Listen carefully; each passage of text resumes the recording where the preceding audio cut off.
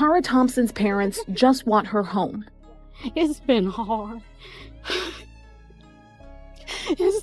A 19-year-old girl leaves her purse, her money, and even her phone behind in her car, only to step into a stranger's SUV at 3 a.m. days later. Her body is found under a bridge. The chilling question is, why did she get in that car, and what really happened that night? DaCara Thompson's family is desperate to have her safely back home. The pain of this ordeal has been relentless, the kind of pain that gnaws at every waking moment and makes even the simplest daily task feel unbearable. Imagine a family dinner, where her chair sits empty, or the sound of a phone ringing that makes everyone's heart stop for a second, hoping it's her voice on the other end. That's the reality they've been living in, a constant state of waiting, hoping, and fearing the worst. Every day that passes seems to bring another wave of grief. Another cruel revelation about what happened to Dara. At first, the family clung to hope that maybe she was just delayed, that she would walk through the door with an apology and a story about being caught up with friends or running late. But hope began to fracture as days turned into weeks, and the truth began to seep in through law enforcement updates and media reports. Each new detail about her disappearance and death is more disturbing than the last, painting a picture no parent, no sibling, no loved one ever wants to imagine. For a family, losing someone is never just about absence, it's about the vacuum it creates. Dara wasn't just a daughter, a sister, a relative. She was a piece of their family's rhythm. Every laugh she shared, every inside joke, every time she texted "I'll be home soon" was part of a life that anchored them together. To have that ripped away in such a violent, unexplained, and seemingly senseless way leaves behind not just sadness but a sense of disbelief. Families expect to lose loved ones, to time, to illness, to old age. They don't expect to lose them to brutality, deception, and tragedy. And it isn't only about the Thompson family. It's about what this reveals about the fragility of safety in our everyday lives. When someone you love leaves the house at night, you assume they'll come back. You assume their car parked on the street will still be there in the morning. You assume that the world is reasonably safe if you stick to familiar places. Dara's story shatters those assumptions. She was young, full of life, with plans ahead of her. And yet, in the blink of an eye, she found herself pulled into circumstances that no one could have imagined. This is what makes her family's grief so heavy. It's not only the loss but the way it unfolded. Every parent worries about their child when they leave the house, but most of those worries dissolve the second their child walks back in the door. For Dara's parents, those worries became a living nightmare. The memory of their last conversation with her must replay in their minds over and over again, her words about running a quick errand, the casualness of her tone, the expectation that she'd be right back. They never could have known it would be the last time they'd hear her voice. The community, too, has been shaken. When someone in your neighborhood goes missing and the story ends in tragedy, it leaves an imprint. Neighbors start looking at each other differently, wondering if danger might be closer than they think. People who never met Dara find themselves grieving her, because her story touches on a universal fear, that someone you love could vanish, and you'd never get the chance to say goodbye. Her case reminds people that behind every news headline is a real human life and a family destroyed by loss. And then there's the shock factor. The way the details surrounding Dara's disappearance keep growing more gruesome with each revelation. This drip feed of horror has forced her family to relive her death repeatedly. Instead of being able to remember Dara as she was, the smile, the energy, the way she lit up a room, they are confronted with the grim specifics of what happened to her. These details aren't just hard for the public to process.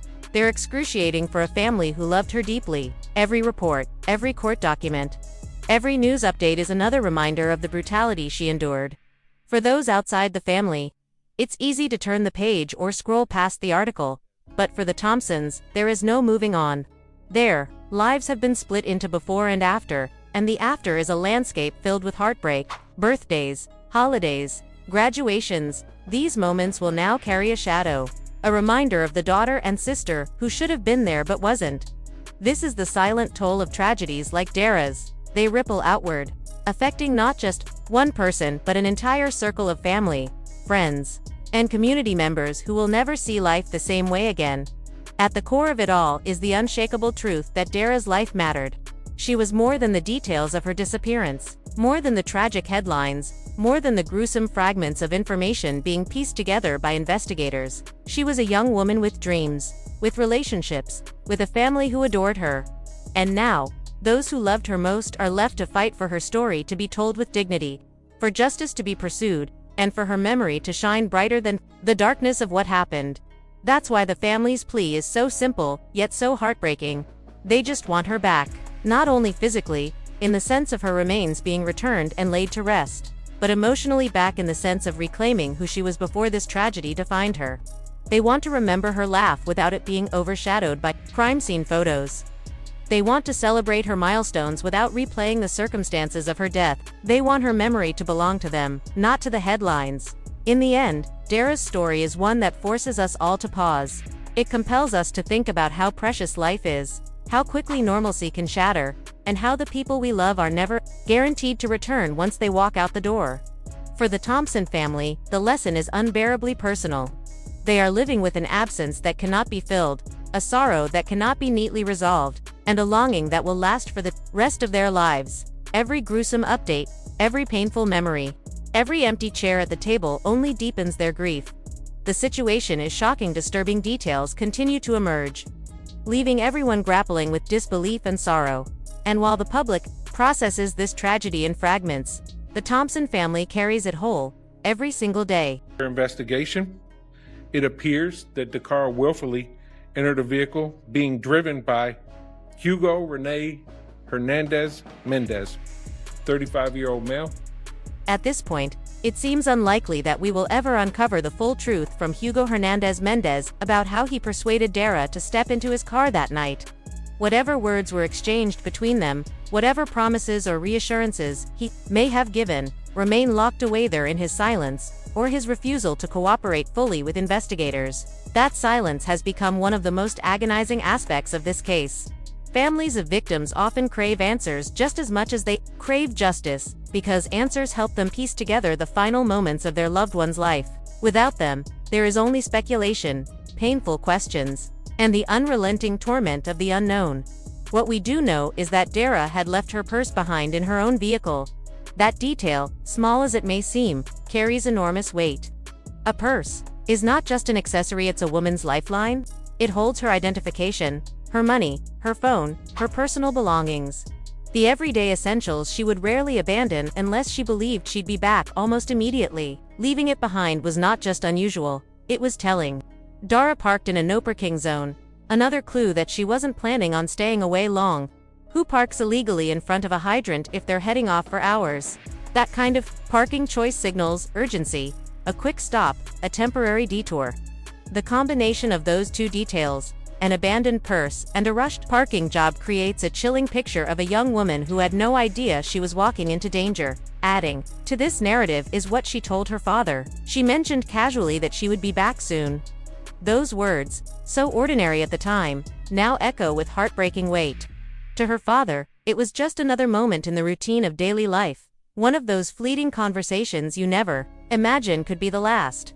To investigators and to her grieving family, that statement is evidence of her state of mind. Dara did not believe she was going far, nor did she believe she would be gone for long. Whatever she intended to do that night, she planned on returning, and yet, she never did. The gap between what she thought would happen and what actually unfolded is where the horror lives. Did Hugo convince her he needed help? Did he present himself as trustworthy, someone she had no reason to fear? Was there a prior connection between them that made her feel safe enough to step away without her belongings? Or was she caught off guard, swept into a situation before she could realize the danger? The answers to these questions may never come, because Hugo alone could fill those gaps. And he has chosen not to. For Dara's family, that silence is its own kind of violence. It leaves them spinning in circles, replaying every possibility, every scenario, trying to make sense of choices that don't add up. Why leave the purse? Why park where she did? Why trust him enough to get in the car? These are the whys that haunt them and will continue to haunt them until the truth is known, if it ever is. What makes this case even harder to wrap our minds around is the behavior of the suspect, Hugo Hernandez Mendez. Why would he bring Dara to his own home, where his family, including children, lives? Most offenders, when trying to avoid suspicion, would use hotels or motels to cover their tracks. Yet Hugo chose to involve his personal space, raising deeper questions. Was this confidence, recklessness, or something far more disturbing? The unease only grows when considering the reports of other women's underwear allegedly found in his bedroom. Could this point to a larger pattern? Maybe even the chilling behavior of a serial predator? And if so, what did his family know and what are they choosing not to say? The troubling layers don't end there.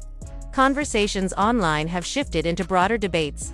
Some claim that tragedies like DaCara's aren't given the same urgency by movements such as Black Lives Matter unless the loss involves a white perpetrator. Others have gone so far as to float theories about DaCara's lifestyle suggestions that only add cruelty to an already devastating situation. Here are the facts. DaCara Thompson was reported missing by her father just before 9 p.m. on August 23rd. The last time he saw her was the night before, August 22nd. He recalled calling her when she didn't return home soon after leaving, but she never picked up. Her last message to him said she was going to get gas and would be back shortly. That return never came by August 24th, with no word from her. DaCara's family traced her phone to the intersection of Jasmine Terrace and Riggs Road in Hyattsville. There, they found her car. Using the Find My Phone app, the family saw the device had been turned off. The final location logged was at the same intersection, raising their alarm. Hope lingered for a few days, but fear deepened when her bank account remained untouched. Tragedy struck on August 31st, when Maryland State Police responded to a disabled vehicle on Route 50 in Annapolis. From the bridge over the South River, troopers spotted a body 30 feet down on the embankment. On September 3rd, investigators confirmed what her family already dreaded. DaCara was identified through her tattoos and jewelry. She had suffered skull and facial fractures. Still, the surveillance footage may be the most haunting piece of this puzzle. At 3:06 a.m. on August 23rd, DaCara was recorded leaving her white SUV near Jasmine Terrace. She walked down Riggs Road toward University Boulevard, entered a parking lot, and approached the driver of a black GMC Yukon Denali. She exchanged words with the driver, then circled the vehicle and got into the passenger seat. That SUV, investigators later confirmed, was registered to Hugo Hernandez Mendez, who lived on Kem Drive in Bowie, Maryland. What stands out is that DaCara left her purse behind in her own vehicle parked illegally in front of a fire hydrant. Who does that at 3 in the morning? Was she expecting to be right back? Did she know Hugo well enough to feel safe? Did she shut off her phone's location herself, or did someone else? The unanswered questions pile up, and every detail adds to the unsettling feeling that something about this night doesn't add up. On September 3rd, detectives went to Hugo Hernandez Mendez's home just before 9 p.m. outside. They saw the same black SUV linked to DaCara's disappearance. They quickly secured a residential search warrant, and by the early hours of September 4th, they returned to serve it. Before they could move in, however, investigators observed a man leave the house and get into the SUV. When questioned, Hugo allegedly claimed he had been at the Galaxy nightclub on University Boulevard during the early hours of August 23rd, the same area where DaCara was last seen entering his vehicle. He said he had planned to meet his ex-girlfriend that night but insisted he never did. As officers pressed him, he denied any involvement in DaCara's disappearance and requested a lawyer.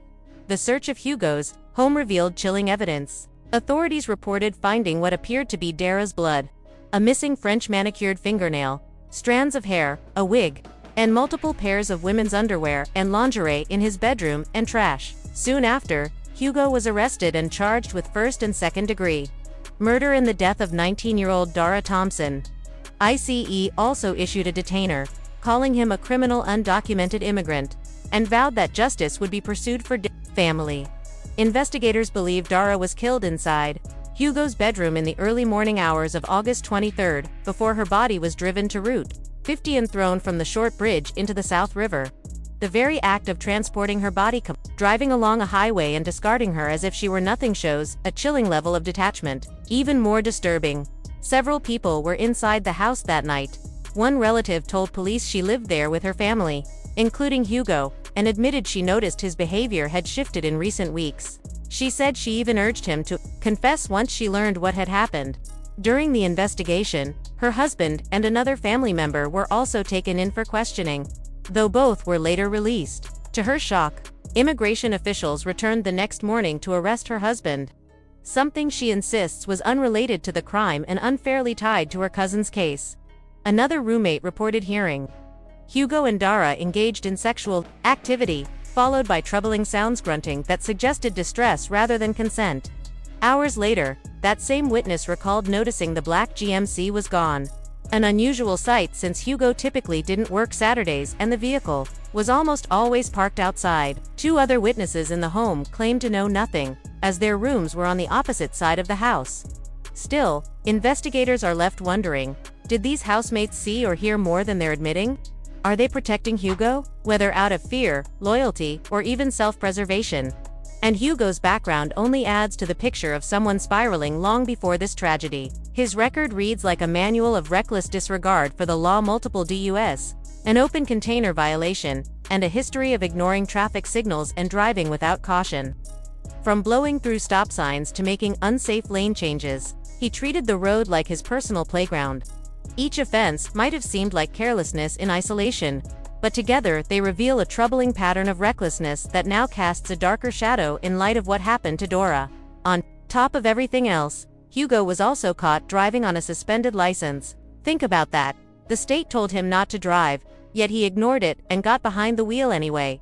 What's even harder to understand is how he was still freely roaming around despite his criminal record and immigration status. Detectives are still trying to piece together whether Hugo and Dara had any prior connection before her disappearance. But the unanswered questions keep piling up. Why did Dara leave her SUV parked in such a visible, high-risk spot, purse inside and all? Was she only expecting to step away for a few minutes? Did Hugo reassure her that she'd be back quickly? Or was she caught off guard, unaware of the danger she was walking into? Could she have been kidnapped? Did she turn off her phone's location tracking on her own, or was she forced? And perhaps most unsettling are Hugo's family members, hiding more than they've admitted. Speculation in the community has gone even further. Some believe Hugo could be connected to other missing persons cases in the area, including both men and women. One of those victims, a father, was found dead just 2 days after Dara's discovery. If that's true, then the disturbing detail about the women's underwear and lingerie allegedly found in his home begins to look less like coincidence and more like a pattern, trophies of past crimes. This case is chilling at every turn, and the weight of the unanswered questions is heavy. What do you think? Could Hugo's actions tie into a larger pattern, or is this a single, horrific crime